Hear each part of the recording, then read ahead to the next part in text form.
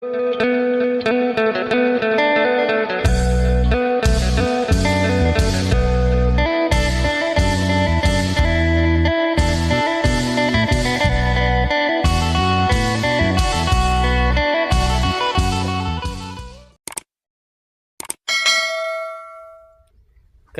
สบายดีและสวัสดีพ่อแม่พี่น้อง FC กันเบิดสุขุสุคนบ่ว่าทางฝั่งลาวทางฝั่งไทยหรือต่างประเทศก็ยินดีต้อนรับเข้าสู่ช่องบ่าวจำม่ำอีกแล้วตอนนี้ก็อยู่ที่เฮือนแม่เฒ่าคำเนาะ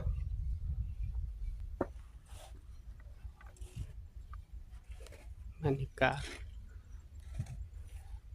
บดเฮ็ดออกเขาพากันไปหาเห็ด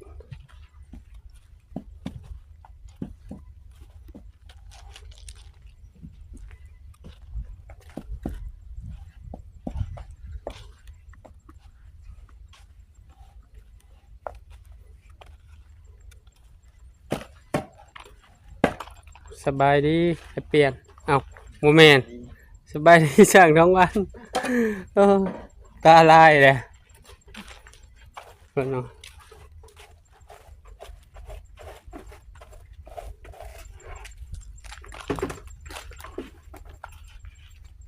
สบายดีเด้อเปลี่ยนเด้อสบายดีมื้อนี้เร็วไว้มื้อนี้ขึ้นแต่เช้าพุ่นแล้วเนาะแล้วไว้ยีดอกมาขึ้นห้วยคือแห้งไว้แท้มื้อนี้ไวขึ้นแล้วเด้เนาะอ๋อเด็กขึ้นอีกรอบหนึ่งครับเรียบร้อยแล้วบัดนี้ปั่นหน่อยแล้วของเจ้าปาดแหละกินข้าวเช้ากับยังไงเปลี่ยนเหมือนเดิมทอดไข่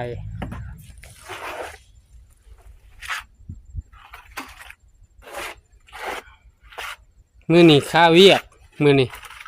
บ่ได้มาหิวปูนซอยแล้วมื้อนี้ตีรถก็หัวเวียกก็ยังบ่แล้วอยู่หักมาหาไม่เท่าค่ำหน่อยหนึ่งว่ะแล้วก็มาหาเจ้าหน่อยหนึ่งก่อนว่ะคือบดจนให้เปลี่ยนขึ้นปูนหรือบ่วะก็เลยมาจอเบิ่งใครเราขึ้นแต่เช้าเฮาก็ได้พักผ่อนเนาะของเฮาบ่ได้เฮ็ดเล่งบันไดนะเฮาเมื่อยเฮาก็พักพานี่ขึ้นรอบนี้ก็ห่วยจักหน่อยก็ปั่นได้เลยแล้วนี่มาเพิ่งพาเมื่อวานเนาะแล้วตะเว้นกับห่วยไปหาเฮ็ดแล้วนี่หาทำมูนี่แล้วนี่เนาะ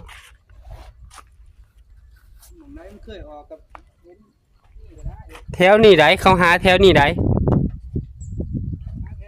แม่นแถวเฮานี่บอกมื้อเช้านี่หาแต่เช้าเรียบร้อยทั้งหมด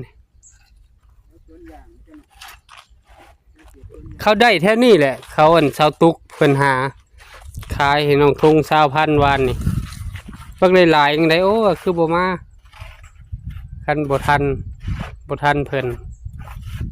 นแบ่งให้น้องทุ่งให้น้องสาเพิ่นแกงโอ้ยามนี่คักเลยเฮ็ดปวกนี่เนาะเฮ็ดปวกว่าดอกน้อยนะ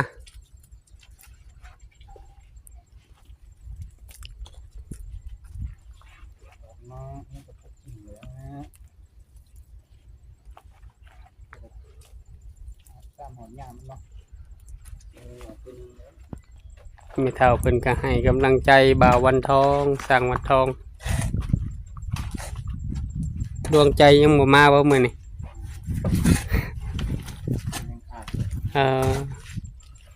บ่าววันทองบ่ทอดไก่ให้ลุงกินนี่หนึ่งข้าวพ่อแม่นบ่เอาอดทนไวเติบเลยเด้เก่งละงามแล้วมามื้อนี้แล้วไวกว่ามื้อวานนี่แหละมันเมื่อวานนี่อยากคำในหนึ่งเนาะบ่าวทองวันมันบ่แห้ง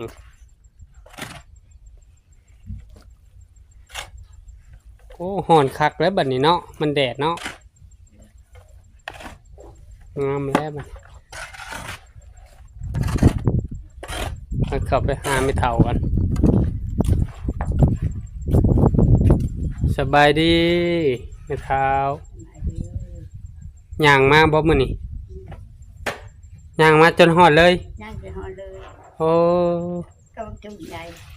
ยืนโดนจะไงน้ำมันกิน ย่างมากับไผ จุ่ม เอ้ามาหิวปูนนี่แม่น้องต้น มาซอยอันบ่าวอันทองไว้คือว่าบ่ได้มาโอ้น้ำมันหลดหมดเออสบายดีน้องต้นน้ำมันหลดหมดโอ้คือบ่บอกอ้ายฝากอ้ายไปซื้อก็ได้หาแล้ววิอ่ะพุ่นได้เลย อันนี้ก็สิเมื่อสักเครื่องเบิ่งคือครึ้มฝนแม่นแล้วบ่จักนี่น้องบ่าวทองวันฟอยแล้วเด้นี่เจ้ากินข้าวเช้ากับหยังน้องต้น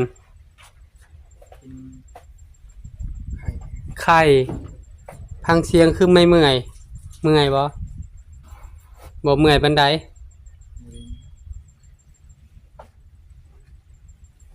แม่เฒ่าได้กินหยัง พี่ไข่ กินไข่โอ้กินไข่คือเปล่าทองวันเลยมาทองวันก็ทอดไข่กันไข่มีไข่มาม่า ได้เราชนะไม่ไปบ่ฮะพี่ แจ๊กได้เห็นเขาอยู่ในตูบอยู่แม่น เราจะนั่งไปชอบไปจอกมันไม่ชี้ชู้เอานี่ เอา เอานี่เดี๋ยว โดย เอาว่านี่ดิว่านี่มันยังไปกินอยู่ รู้สึกในไรไม่เท่าเงินใกล้สิแล้วล่ะ เบิดแล้วเคยชิได้อยู่แล้ว เอ มาที่ งามบ่สร้างเปลี่ยนเห็ดกับสร้างของวันเห็ด งาม งามลายเนาะไม่เท่าละเอียดคักเนาะ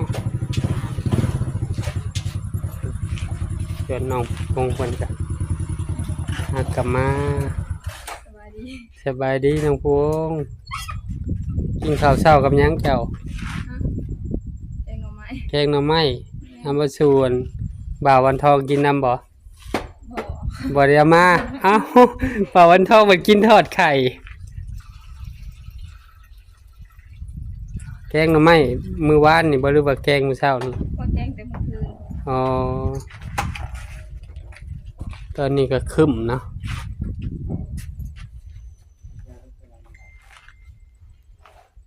มาเบิ่งข้างในเนาะน้องตุนใกล้สิได้อยู่แล้ว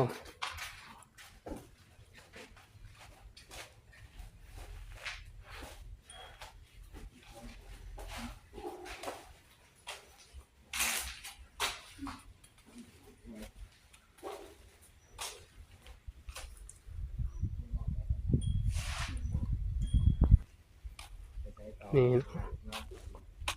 เพิ่นก็หอนชายคักแน่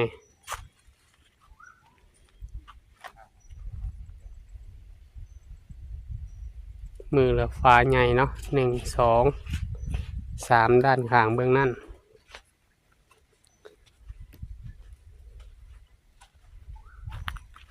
เสียงนกกระเว่า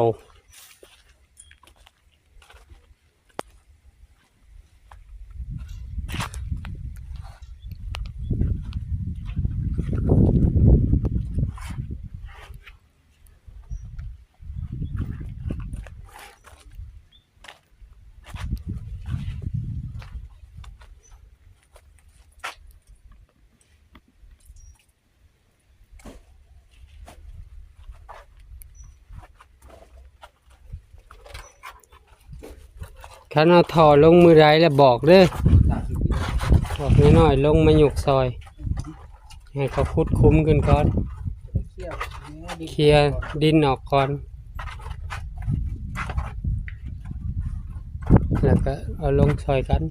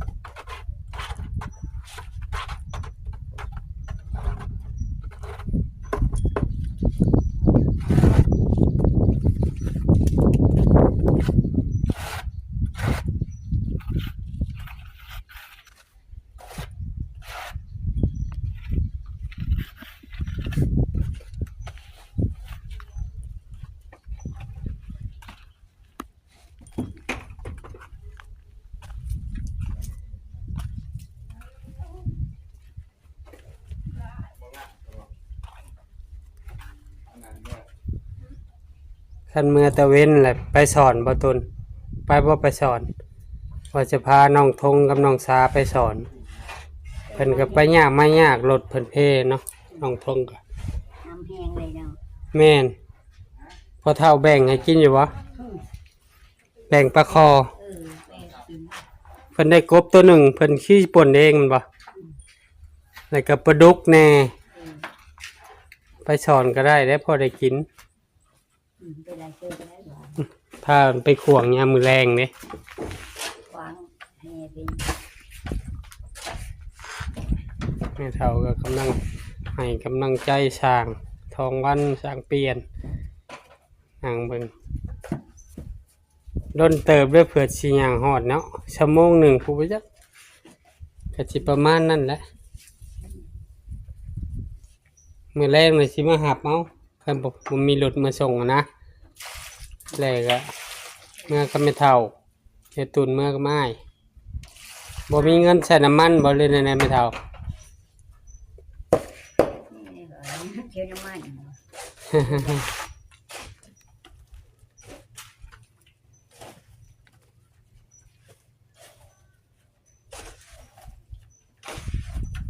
ว่างๆก็ไปฉีดเบ็ดไปฉีดเบ็ดแคมน้องหั่นคันแดดแล้วพอได้กินอยู่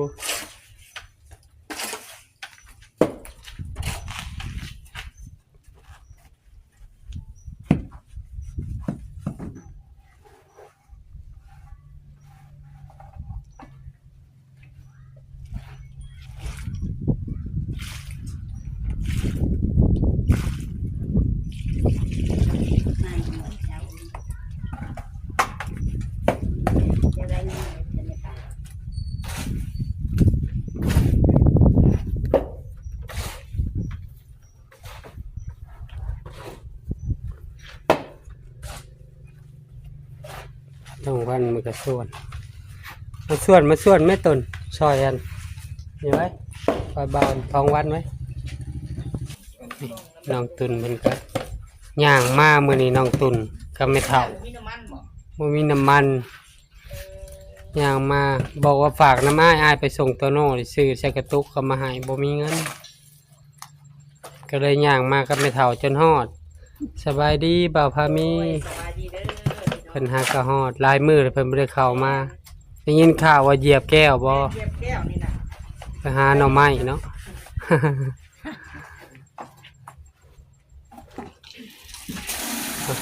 นิ้วน้องตนยกไปให้สร้างเป็นน้องผู้วงเพิ่นก็ซอย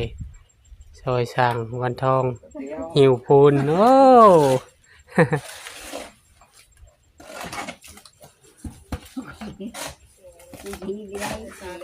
ไม่เท่าหิวได้อีบ่ไม่เท่าเราเบิ่งดูคู่หนึ่ง บ่ตักครึ่งหนึงไม่เท่าอ่ะ ย่างมากก็ยังพอแห้งนะไม่เท่า ไปที่กระดุม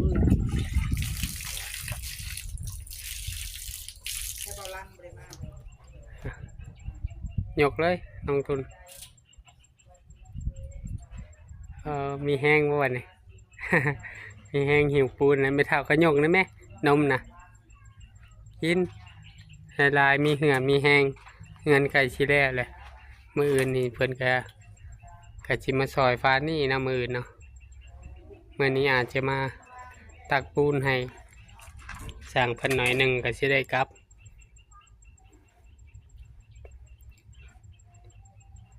นี่ผมยาวจะหน่อยอ้ายตัดให้อีกตัดสั้นกว่านี้เนาะตัดทรงทูบ็อกบ่หรือทรงรองทรงแบบวีได้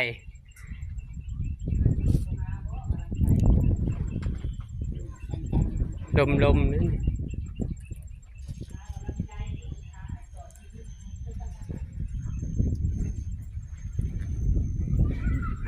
ั่น เกิน